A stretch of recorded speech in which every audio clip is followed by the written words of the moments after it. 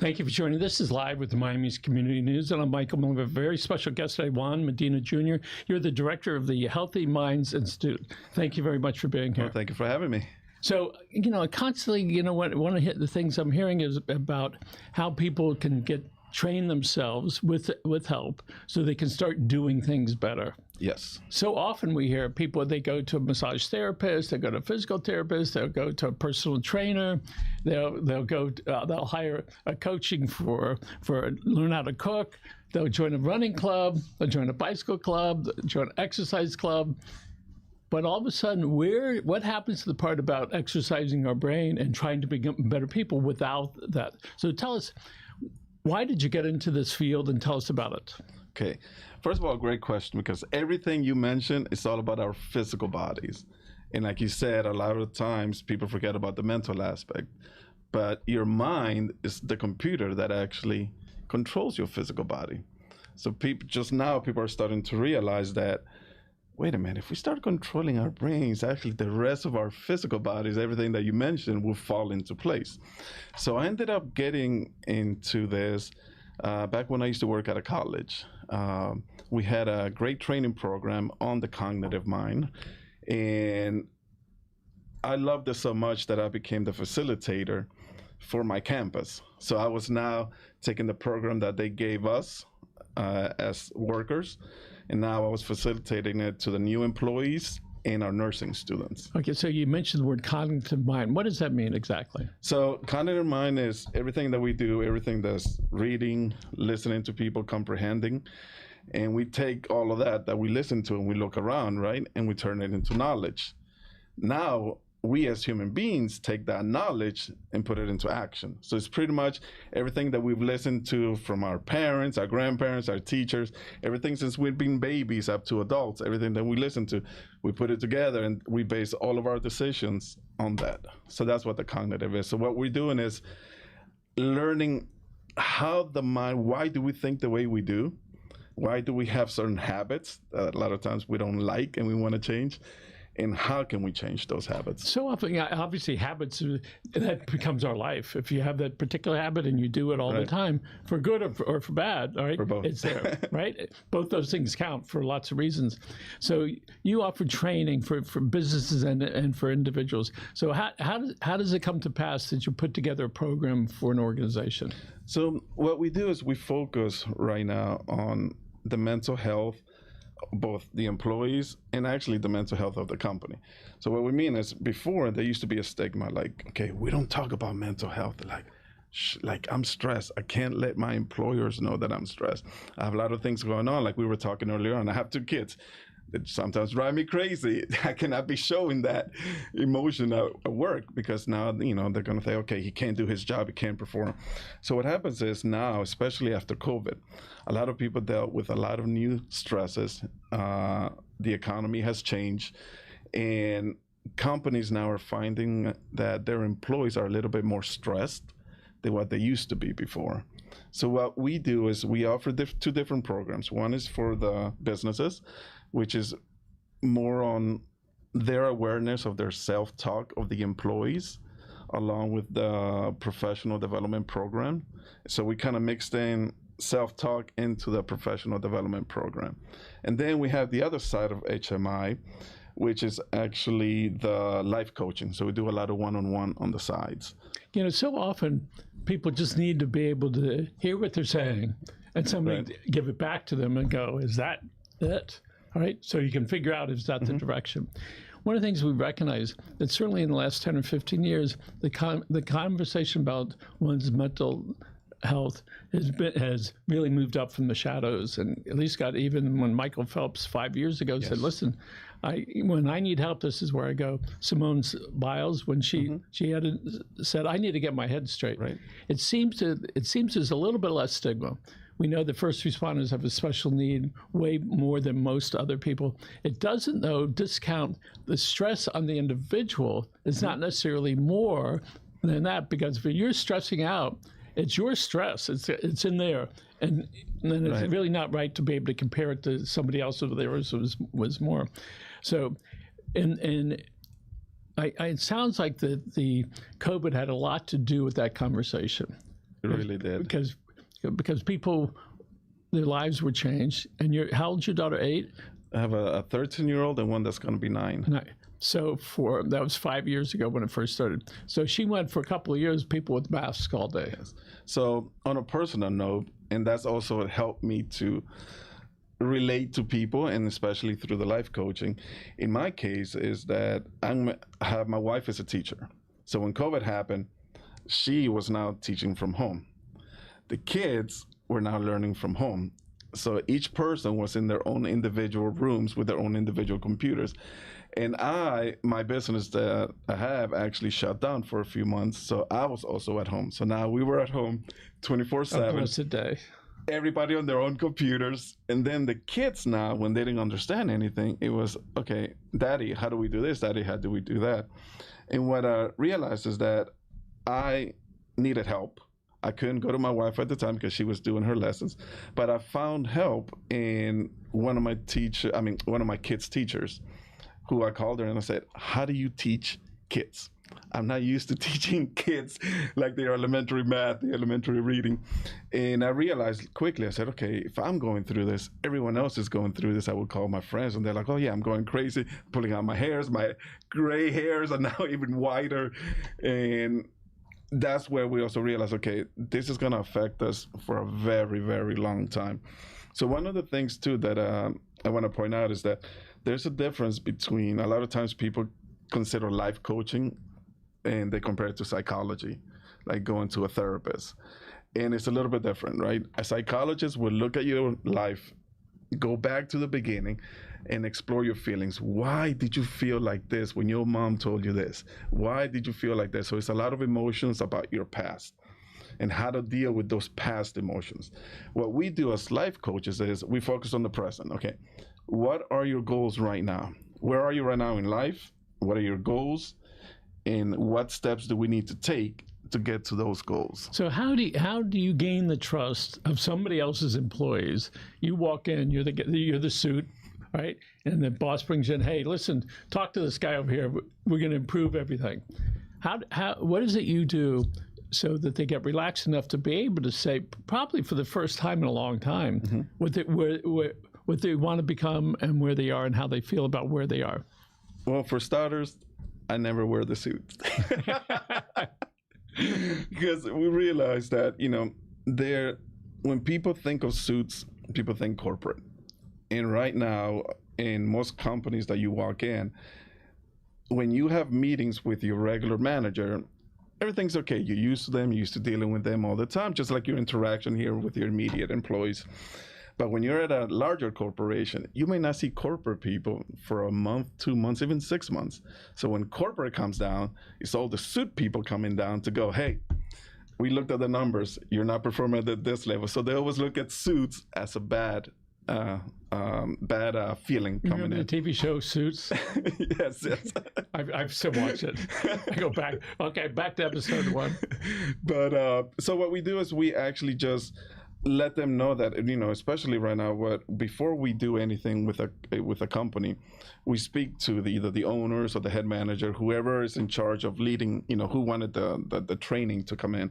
Usually it's through HR first. And we want to know exactly first, okay, what is the problem? And then we also let them know when we're there, either one, we don't want you there. We just want to talk to the employees directly. Or if you are going to be there, we need you to shut up. Like plain and simple, it does, because they cannot feel intimidated. So you want to create a space where people can come in and actually share what they're feeling. And then of course, I also have to share my personal stories. Yeah. I got plenty of them, like you said, through COVID, the example I gave. So staff gets, and when the boss is in there, they feel a little more open to be able to point out some stuff. And then you set up these, you call them classes. What are they? They're just different trainings, depending on what the company is looking for. A lot of times right now, since everything is fast paced, somebody like right now we're talking to a college, a local college, and they have gone away from doing professional development for a few years. And now the employees are asking HR for the professional development classes. So now we're trying to bring back some of that professional development because, one, It allows them to retrain a little bit. It also lets them know that, hey, the company cares about you. They want to see you move up. They want to see you keep, staying in the company, keep bringing in other people that, to show that you're happy working here. So depending on what they're looking for, that's what we want. But we usually start off through the professional development. So lots of employers and lots of employees and people very concerned about what AI means to them. And we know that there are a lot of people, I'm going to lose my job. There are going to be plenty of jobs in AI. I mean, we see that. And so when people talk to you and they go, well, listen, I think what I'm doing is not going to be around in 3 months or 6 months or in 5 years, and I can't do anything else. What is that? And do people discuss that with you? I've only had a couple of instances. So when somebody gets really upfront and close and they share that, is that in a group or is that typically? That's private. Private. Yeah, one-on-one. Is it always one-on-one? Most of the time? The 2 times that I've heard the concern has been on one-on-one. But what they don't realize is that they immediately shut down, because also when you look at social media and they start showing everything that AI is doing, right, and everything is AI, then their self-talk changes. Like you said, they might be going, okay, I can't do anything else. Are you kidding me? The knowledge that you take from one place, you can apply it at another location. Yeah. You just have to talk it through, and that's what we do. In those 2 instances, we went to their resume and said, okay, tell us exactly all your experiences and how can you apply it to another job. So we know with AI, people learn it. They just start with chat is a really good place to start, so you can talk about life. And here's one of the things that we recognize. When you ask chat to do something, if you don't get the answer you're looking for, you might have to ask it a different way. And so it is about life. Yes. If you're not getting it right, just keep trying. Figure out another way. Maybe you're not saying the right word. Maybe you're not asking the right question. Maybe it's not clear. And the awareness that folks can get on chat, forget all the other little bit more involved stuff, that it truly is amazing. And in an instant. And one of the things that I was reading, and I can't remember which company had the article, is that a lot of times people that are feeling lonely, they're actually now having conversations with the chat, because the chat, even this morning I wanted to get an input or something, and it says, hello Juan, good morning, how are you feeling today? So instead of just answering, hey, can you give me this, you're like, if you're and I really started thinking about this, if you're really lonely, you're gonna go, hey, you know what? I am doing good. How are you doing? And before you know it, you can have a 10-minute conversation with an AI chat. And so I found it interesting that a lot of people that are dealing with depression or, just loneliness, they're actually using AI to communicate with them on a daily basis. So I had asked Chat a while back to create a document, and so it misspelled a word. And so I wrote, and you misspelled this word. And she said, I apologize. I said, oh my God, it's talking to me. Oh my Lord. It was just like, that's about 6 months ago. It just blew my mind that was that connection that you can certainly get. And the more information you put in, all right, the more you get back. Most of that stuff is can be very public, right? Yes. So people should be acutely aware of that. Very aware of that. So a friend of mine said, and it's connected to one of the AIs, I want you to give us a picture of the ocean, and then coming in, I want one palm tree to appear in a archway of a $70 million house looking out into the ocean. And then I want you to take my logo and drop it right in this spot with the arch, right, with the palm tree and the ocean. 3 minutes later, there was finished, right? So it is a great tool, and if people are not going to get involved, they're going to look back and they go, "Gee, I should have," right? And California, I went to Chicago for Education Summit. And the reason I was going there was actually to find out a little bit more about the mental health of teachers and principals. But one of the speakers that was there was actually our past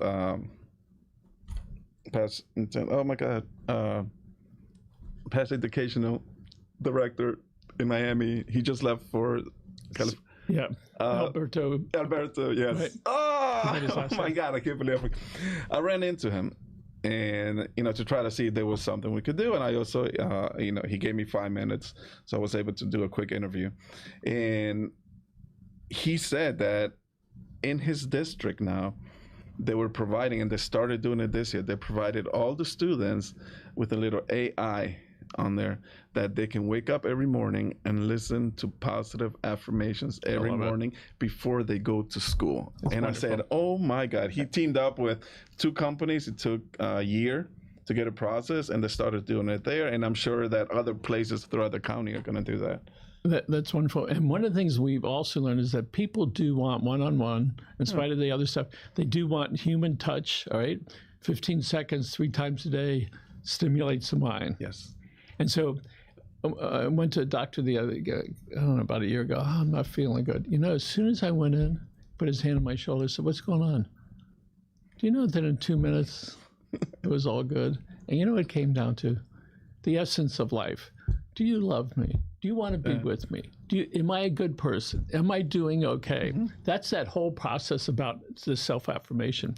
So when people go to you, do you typically, again, are you in a group setting and you're in the front of a class, or is a classroom, if you will, or when an employer hires you, or do they usually do a one-on-one? So when an employer hires me, no, we go in there in a group setting. Because it is easier for the employer, because you're also taking away people from their regular jobs. Yeah. When I do the one-on-ones, of course, like everything else, I have Zoom, which I dislike doing, because just like you said, there's nothing like that one-on-one person. There's nothing like meeting for a quick coffee, half an hour, and say, hey, let's go over your goals, and get a firm handshake and then say, okay, we got a deal. Let's work on these goals. One of the things I want to bring up before I forget, because I was really thinking about this when you called me, is that right now, regarding mental health of everyone, if you take a look around, if you leave the building today, I know you have a lot of meetings, so maybe tomorrow when you're driving around, look at the way people walk. And I gave this task to my 13-year-old yesterday, right before, when I told her I had an interview. I said, I want you to do this for me. Look at how many people walk with their heads down, not using their phone, just their heads down, period. I asked her when she got home, and she says, I lost count after 20. And that was just in the morning time.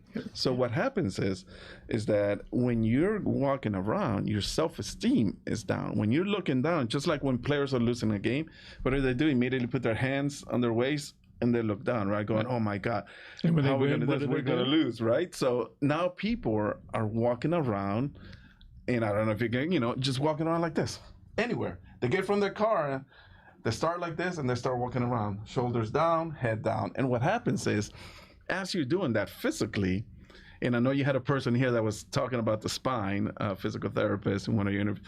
As you're doing that, you're also creating pain in your shoulders and your head.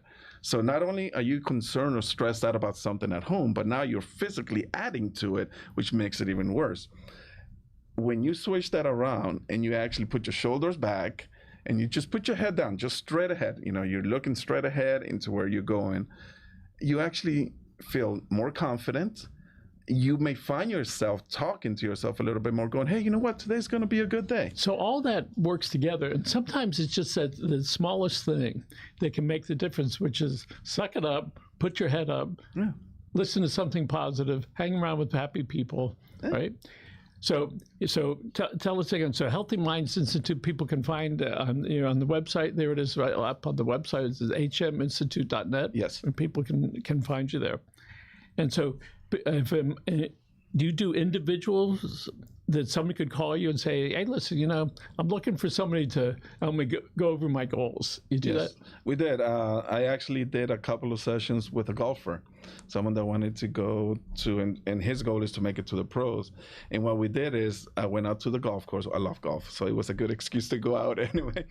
And I worked with him for about half an hour each session. And what we did is just focus on the mental part of golf, right? Which was just, in his case, it was the putting. And what you want to do is every time you make a mistake, and this is something so simple, every time you make a mistake, you immediately replace that with something positive. So for example, you missed a 3-yard, 3 feet away, a putt. All of a sudden, if you miss it, you go, I'm better than this. next time I'm going to make it in. And what you want to do is replace everything negative that happens to you with a positive going, hey, I am better than this. I know I'm better than this. So you build in your confidence, shoulders back, head looking straight, building your confidence. And then you say, next time I'm going to do better. And it works. All that works, and if people have not been involved with it, they might think it's sort of witchcraft, so esoteric. But the reality is, it does work. And we think about when we were little, the phys ed coach, come on, let's do the exercise. Right. Yeah, that's a feel better, gets your endorphins going and ready to go. And one of the things companies can do is also open up the conversation about mental health and say, hey, you know what? We're here for you. If you want to talk to me, you have my cell phone, call me, let's meet up outside of the office. If you want, we can walk down to any coffee shop and just whatever you need. Because what happens is, talking to a few HR departments, people are now asking, instead, you're asking for TPO, sick days and stuff. Now people are asking for mental days off. Isn't it interesting how we normalized it, and that it would be okay? It was sort of like before marijuana was legal. Oh, you're a pothead, you're going to get arrested. Right. This now it's not even a conversation. It's okay because we took it from this bad thing, if you will, and because enough people talked about it that it got mainstream, and so it is with mental health. When we see, and we're very active in that, when we see there can be open conversations. Yes. And it was driven a lot with with COVID. But even Rosalind Carter, years ago, she was trying to make it so it wasn't just Crazy Joe that you put into the mental institute, because so many people are like marginal that really need some help so they can move over from feeling unstable to feeling very good. And a lot of times, and I experienced this in a company I worked, corporate would come down every Wednesday. We knew it. For us, it was every Wednesday. And out of the 5 people that would come down, only one of them, we used to call him Skip, would actually go up and take about half an hour of his day to go up to each employee, sit in their cubicle and just say, hey, how you doing? Just for 1 minute each. So he would try to get as many as people. And when people said corporate is coming, they would say, yes, Skip is coming. Because it showed just that little, hello, how you doing? Showed that they care and they acknowledge. What year was that, more or less? Oh, that was in 7 years ago, maybe. So there it is, fresh and alive in your mind, where that person took the time to say, "I'm paying attention. Let's have an opportunity to speak." So, tell us how do you balance all the things that you do, all right, to be able to take care of your family, take care of your business, take care of your hobbies, business clubs. You're active in the Greater Kendall Business Association, and I think you're on a committee to member experience. Yes, that's along the same level. Which is, how was your thing today? So how do you balance all that? That brings up a whole different conversation for the work-life balance. It really comes down to making sure that if you have a partner, the partner understands what are your goals. So in my personal case, my wife understands, okay, I have certain goals. For example, the GKBA, I want to take it to a certain level. I want my company to go to a certain level. So I know that I need to dedicate so many hours to each thing. So I really have a calendar that I just write down, okay, from this time to this time, I'm doing this. From this time to this time, I'm doing this.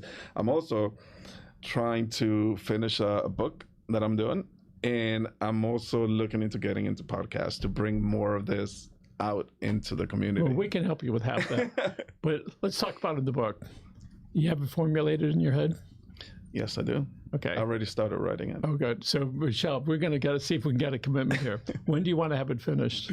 By the summertime. Okay. Which summer? This to 2025. Okay. Summer 2025. You want to share with us the subject? Yes. It's actually self-talk for kids in sports, to be specific. So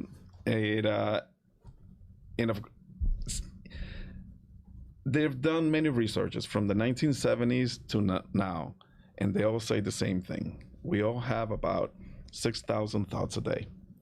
80% of those thoughts are negative. That means 4,800 thoughts are negative going through our minds every day. Kids get to experience this at a very young age. For example, my daughter's age, she's going to be 9. She already experiences this because she's playing soccer. So when you're playing a sport, you automatically hear the highs, the lows, depending on what you're playing. If you win, you feel a certain way. If you lose, you may feel a certain way. And your self-talk goes positive, negative in an instant. Yes. So what I want to do is bring up the awareness for kids as they're learning a sport, because a lot of times coaches are focused on the negative things. So one of the things that coaches do sometimes is, and I've seen it in a high school setting, where you may have a play, and let's say football, you're supposed to run to the right, strong side. All of a sudden, you don't do well, you lose 2 yards, right? So now the coach brings in the whole offense and goes, okay, guys, let's watch this. You see the play? Yep, negative 2 yards. Wait, let's watch it again. Negative 2 yards. What? Just one more time in case you haven't seen it, negative 2 yards. So now what you're doing is you're planting this image of everything you're doing wrong into the athletes, instead of showing them, hey, these are the good plays that we did. On this play, we got 15 yards. Let's watch this 10 times and see what everyone was doing. So now you're planting the positive plays that should work, that you should continue to do. Sounds like responsible parent encouraging the children. So we're going to wrap it up.